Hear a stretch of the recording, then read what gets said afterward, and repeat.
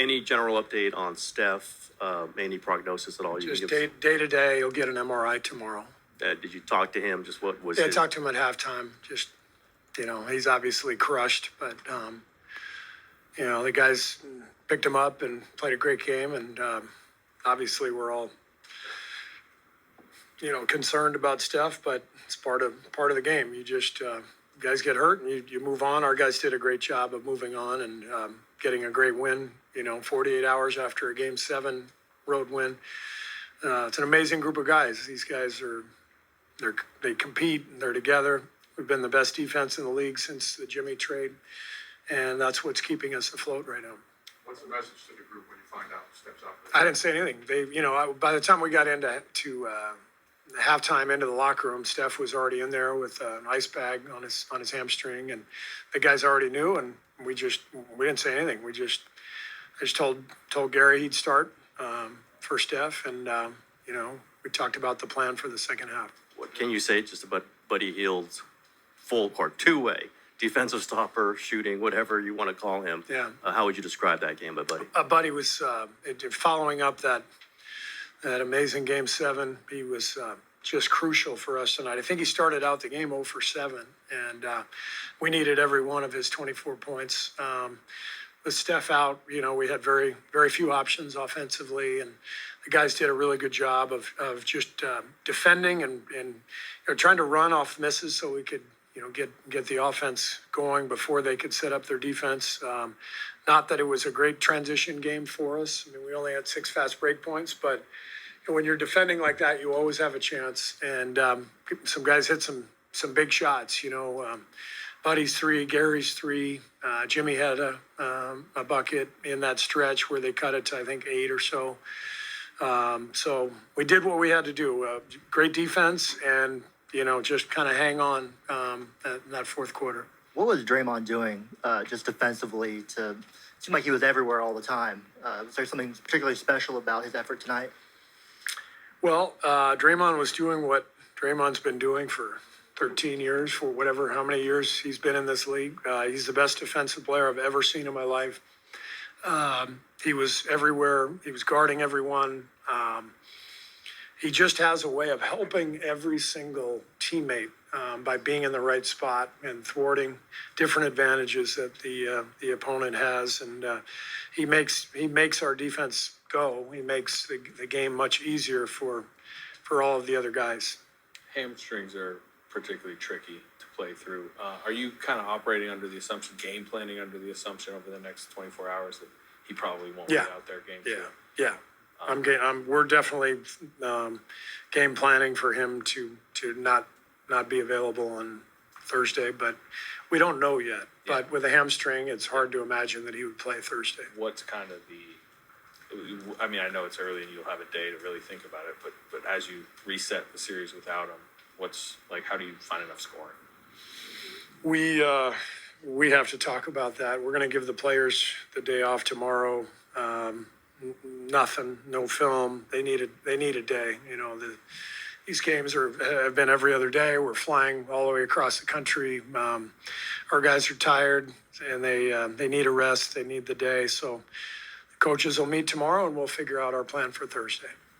They missed their first 15 three-pointers, finished at 17%. What was the game plan? What was the keys to limiting them from the arc? Well, we did a great job early of keeping them from getting many good looks. I thought their first 7 or 8 threes were tough threes. I'll watch the tape. Maybe I'm wrong, but it felt like our defense was responsible for the early threes. And sometimes, when you don't get open looks early as a team, you start to force things a little bit. And then when you do have an open one, you're not in rhythm. So I thought they had several really good looks late second quarter, mid second quarter. But we had done a good job taking them out of rhythm. We held them to 11 points in that second quarter. And so we established a really good defensive posture and mindset. And that was enough to really, swing the game. And we were able to hold them off in the second half. Was the plan coming in to go 12 deep, just coming off of Sunday? Was that an No. adjustment with Steph going out? That was an adjustment with Steph's injury, and we were completely winging it in the second half. And then what did you think of just Pat and JK, Looney? Awesome. Every single guy who came off the bench contributed. I never really look at the stats after a playoff game. I just think about how guys competed. And I thought every guy who came off the bench, whether it was Moses or Gee, Loon, QP, Quentin was a plus 14 in 6 minutes, didn't take a shot. But he battled, and we were in a good run there with him. JK to come off the bench and play some important minutes when he hasn't been in the rotation, that was important. And we've seen Pat. He's a gamer. We know that. And those minutes were big. And if Steph doesn't go, Pat will definitely get more time Thursday. Steve, you've talked about what a different dimension your offense has with Jimmy. And with Steph out, I would imagine that accentuates that. It looked like you went through Jimmy almost every possession. Yeah. How much, maybe it's obvious, but to have Jimmy when Steph goes down, how much does that change the dynamic? It's massive. The game settles down. I mean, you could see the last, 6-8 minutes, all we were doing was high ball screens for Jimmy. And we were even willing to take shot clock violations at that point. It was all about protecting the ball. And Jimmy is, I think, as good as anybody, any star in the league at reading the game, understanding how to control the tempo, control the time and score, understanding everything that's happening, and putting the ball in his hands in a situation like that is pretty comforting. Jimmy also had 6 offensive rebounds, 2 steals in the first half. How crucial are those little details, Yeah. especially going against Gobert and Randall? Incredible anticipation, and I think that's one of the things that separates great players is the anticipation of what's happening at all times, both ends of the floor. Jimmy's got that sense. Steve, you obviously are always going to err on the side of caution when it comes to Steph, especially with a hamstring. But how much does this win afford you to be a little extra careful? I don't know that it affords me anything. I just listen to Rick Celebrini, and whatever Rick says goes. And he's the expert, and he's got an amazing feel for these guys. And I'm sure we'll get an update tomorrow. And whatever Rick says, that's what we're doing. Because of how gutsy this one was, where would you say this kind of ranks for you personally of, winning without Steph with some of the wins you've gone through? 13th. Sorry. You joke pregame about Buddy being your defensive stopper, but you do put him on Edwards to start this game. Yeah. Was that a statement of any kind, or just let's see what happens when we put Buddy on this guy? Yeah, I mean, I think it's based on what our options are, and two-way basketball. Can we get enough scoring at one end and enough defense at the other to make the game make sense? And Buddy makes the most sense. The way he's playing defensively, the way he's shooting the ball, it was a no-brainer to start Buddy. Obviously, it's a long time ago, but Steph missed a bunch of playoff games in 2016 and 2018, and you guys survived. Yeah. Any lessons? What do you, when you think about those games, Yeah.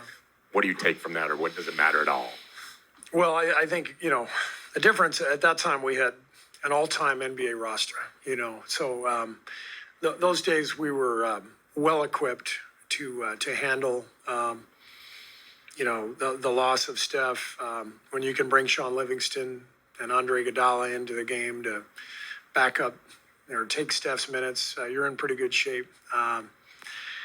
But there is a lesson. I mean, you have to understand what it takes to win a game without your best player. And tonight was a good indication of that. Draymond and Loon and Jimmy led the way just with the leadership on the sidelines, talking to the guys, recognizing if you battle for every loose ball, every rebound. I mean, we got 18 offensive rebounds.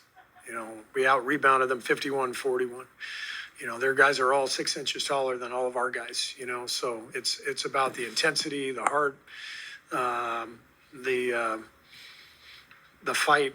And if you do that and you give yourself a chance, then you just find ways to score. We made 18 threes. And like I said, we had a lot of guys make big shots, Draymond, 4 threes in the first half. Gary made that huge 3 late to kind of stem the tide.